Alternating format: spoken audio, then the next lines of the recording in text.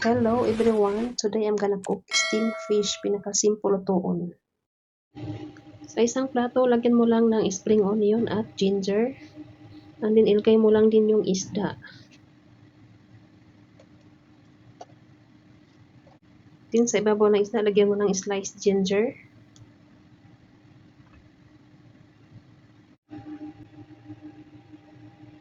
Tapos yung sauce, simple lang, light soy sauce, sugar at saka hot water.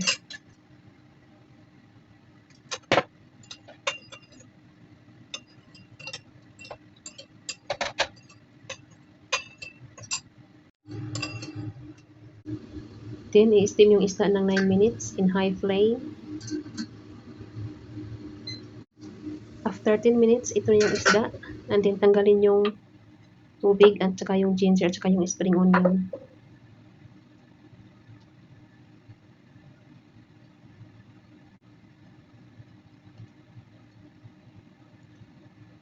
Then, lagyan ng panibagong spring onion. Then, mag-init tayo ng mantika. Painitin ng husto. At ilagay ito sa isda, ibabaw ng spring onion. Then, painitin yung sauce na ginawa natin kanina.